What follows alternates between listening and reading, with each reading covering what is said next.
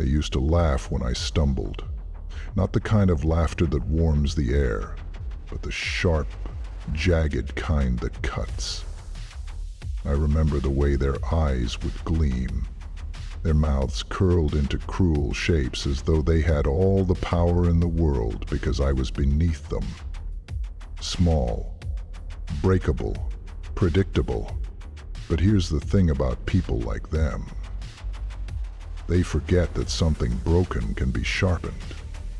And I was ground down to the finest edge. They thought they could crush me into dust, but instead, they forged a weapon. Now, when I step into the room, their laughter dies in their throats. They can feel it. The shift in the air, the weight that presses down on them. They do not understand it, not fully, but they feel it all the same. I watch their hands twitch, their eyes flicker like moths caught in the flame. It is delicious. They are afraid of me now. Afraid because they do not know what I will do. Because I no longer play by their rules. They built the game, stacked the deck, but I tore it apart. And the pieces? They are mine now. The silence stretches, thick and heavy. No one speaks first. No one dares. That is the difference. Before, I was the one who waited, who hoped for a shred of mercy that never came. Now, I let the silence settle into their skin, let it crawl into their minds and remind them who they are.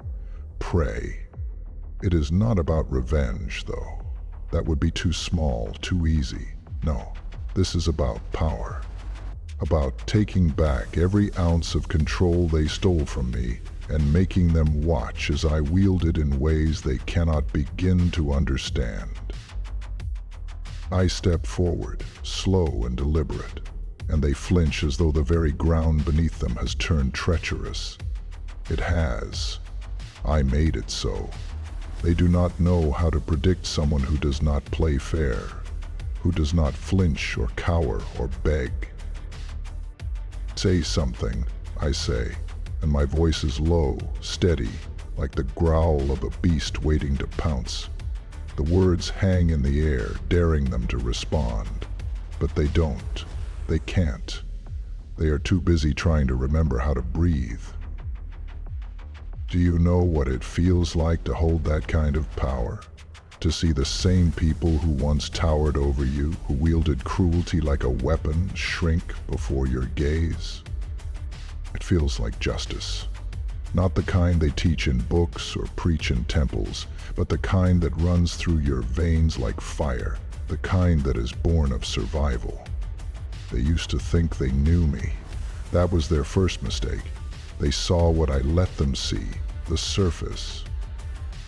They never looked deeper, never bothered to wonder what lay beneath. They thought I was simple, easy to control, easy to break. But they forgot that even the smallest flame can burn down an entire forest. Now they see it. They see me. And they cannot handle what they see. You thought you could predict me, I say, taking another step closer. You thought you knew who I was, what I would do. But you were wrong. So very wrong. One of them, the one who used to laugh the loudest, tries to speak, but the words catch in his throat. He looks at me with wide eyes, his fear spilling out in shallow breaths. It is almost pitiful. Almost. I lean in, close enough that he can feel the heat of my presence, close enough that he cannot ignore the truth staring him in the face. You don't get to speak, I say. Not anymore. And just like that, the balance shifts. The room belongs to me now, and they know it. They can feel it in the air, in the way their own hearts betray them, hammering against their ribs like trapped animals. They do not understand how it happened, how I became the thing they feared most. But that's the beauty of it. They don't need to understand. They just need to know one thing. I am not afraid of them anymore. They used to think they were untouchable. as if their laughter was enough to shield them from the truth that they had never known the kind of strength that doesn't come from power or wealth or numbers. They believed they could wear the masks of rulers, but masks crack, don't they? The cracks spread, and under the mask, there is nothing but the raw truth, the bare bones, and the trembling flesh.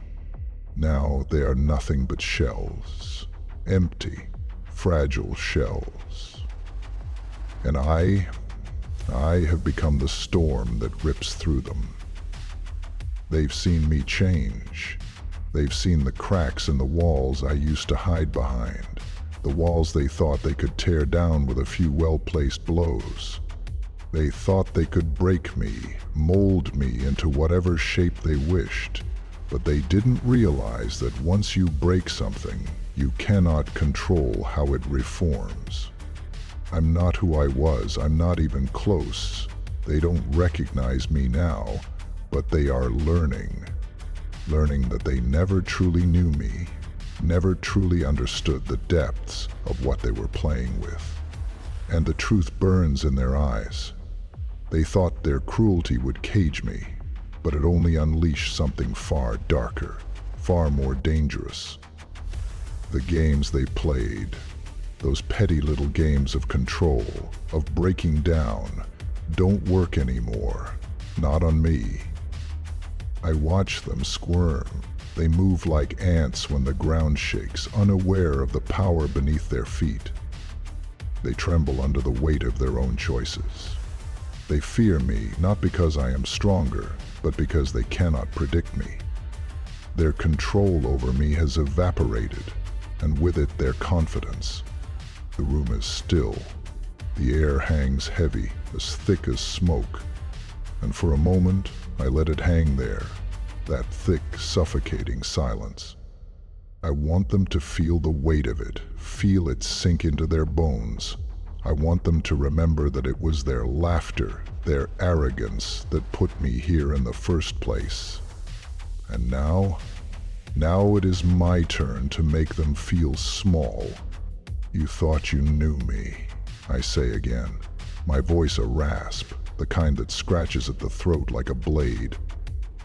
You thought you could destroy me, that you could make me into what you wanted me to be. But I am not your puppet. I move in closer, and they pull back. Their fear now open, raw. It's like a delicious scent that fills the air. The smell of something broken, something fragile, something ripe for the taking. They know it now, just as I always knew it. They were never in control, not of me, not of anyone. It's funny, really. All their power, all their strength, and it means nothing. They were blind to the one thing that matters, the one thing they didn't know to fear. The unpredictability of someone who has nothing left to lose. And when you have nothing left to lose, you become something else entirely. You become untouchable, indestructible. I am not the broken thing you thought you could control, I whisper. I am the thing you failed to crush. And now you'll see what happens when you cannot predict me. One of them shifts uncomfortably, their hands shaking. A bead of sweat runs down the side of their face, betraying their fear. They try to speak, but the words die in their mouth. It's as if the very air is closing in on them, tightening, suffocating them. They try to hold their ground, but I see the doubt in their eyes. The fear. The uncertainty. They don't know what I will do, how I will move, how I will react. They don't know what I've become. And that is the power they cannot stand. Do you hear it? I ask them, my voice now a low, almost playful hum. Do you hear the silence? It's the sound of the world you thought you controlled slipping through your fingers. The sound of your empire crumbling to dust. The room seems to shrink around us, and for a moment, I let them think that they still have a chance. Let them think that they can take back control. But they cannot. It is too late for them now. The fear is deep in their bones, and no matter how much they fight it, no matter how much they try to regain their composure, it will never leave them. Not now.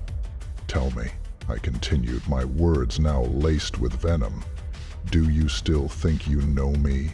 Do you still think you can predict what I'll do next? They shake their heads, the fear choking their voices before they can even speak. And I smile, a smile that stretches wide across my face.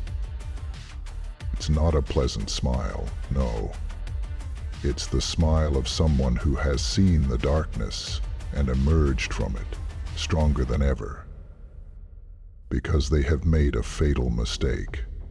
They thought I was weak, they thought I would break, bend to their will. But now, I have become the thing they cannot understand. And when they cannot understand something, they fear it. They fear me. So now, I watch them closely, carefully. I move when I want, I speak when I choose, and they are nothing more than scared little pawns in a game I've already won. In the end, they will learn, they will remember, and when the world has turned its back on them, when the laughter has stopped and the fear has settled in, they'll realize the truth. They'll realize that the real danger was never me, but the person I became when they pushed me to the edge. What happens when they cannot predict you? They break, they crumble, they fear, and in the end, they are nothing. And I remain.